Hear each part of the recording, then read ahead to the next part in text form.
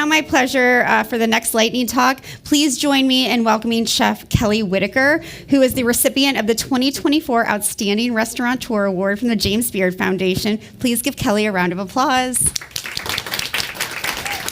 Thank you.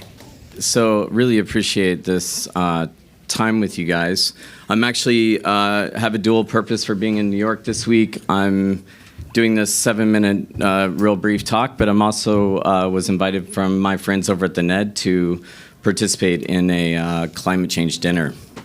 And for the last 20 years, 15 years, we've had this company at Est, but really my entire career, I was always looking for impact in the chefs that I was working for, leaders like Michael Cimarusi at Providence, and just his way with looking at oceans and deeper in that. But now I live in Colorado, and I'm very involved in the grain movement. We have restaurants that are at the tasting menu sort of Michelin conversation, and we run a local bakery and a grain mill.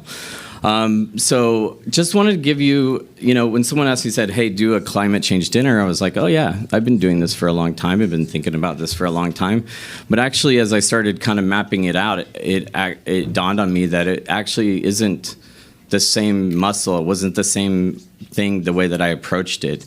So much if I'm doing something outstanding in the field or, doing something that had to do with trash fish with Chef Collaborative, like these are all issues around sustainability. But when it was like specifically climate change, I wanted to kind of take a different look. So up on the screen, you don't have to read all of this. We don't have time to dive fully into this. There are actually tickets available. This dinner's Wednesday at the NED, so if you want to come experience some of it, you can.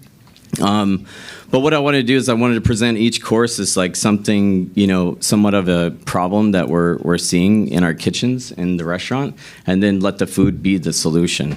So I would like to just kind of breeze over the titles and talk about this. The first one being degeneration, with obviously you're going to hear a lot today about regenerative and what that means, and I know it's like continually trying to be redefined right now, and we've been trying to define it for ourselves. But this goes back to our work as a small restaurant group, independent. We're now working with at least 5 farmers growing on over 200 acres, and kind of approaching this idea around regeneration, which is like, what is giving back? So again, are the bivalves cleaning the water? Is the grain, are the root structures like helping the soil? So that's like where we put a lot of our work. But as you go down the list, eat them before they eat us.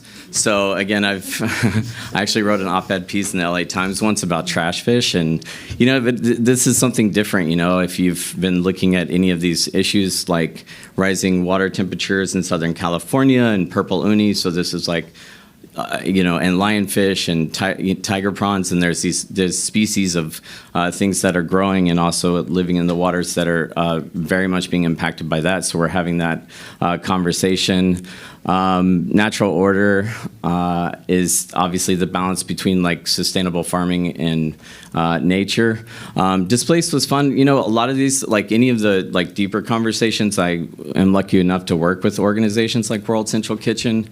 So I just started calling everyone and being like, hey, how do I approach this course? Hey, how do I, think about this, and let the experts speak to it, because I'm just the chef, which is my next course is like, climate change has to be delicious, and how we approach that.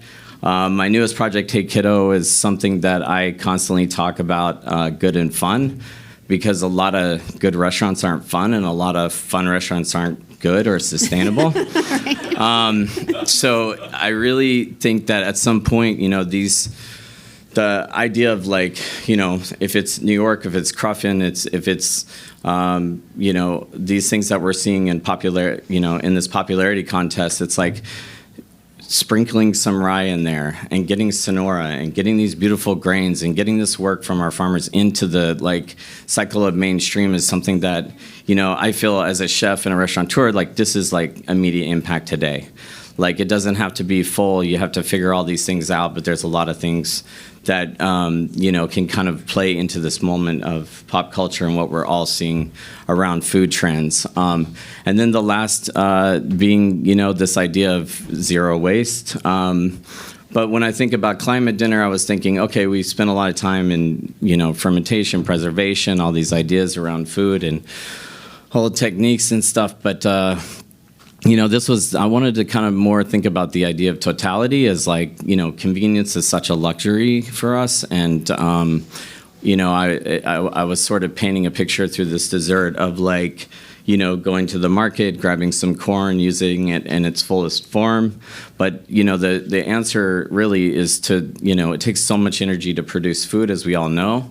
But so this idea that like maybe don't produce it in the first place. Mm-hmm. So get rid of the lost thing. I mean, the box is just coming to our back door, the kitchen it just keeps coming. And so the idea of like using a fewer things and using them in their fullness throughout, that was like an easy, like, hey, if you have a restaurant or kitchen, what's like the immediate is just like, look at the trash bin, look at the stuff, and somebody said something about bottom line just now, but like I stopped teaching, chefs about P&Ls a long time ago and started teaching them about waste, and our food costs dropped like 10% across our entire company because they're just like, chefs love to produce things. So like getting them thinking about leftover things and putting that to use is more how they, how we think, not like, hey, it's 32%. Let me show you this. Like, doesn't totally land.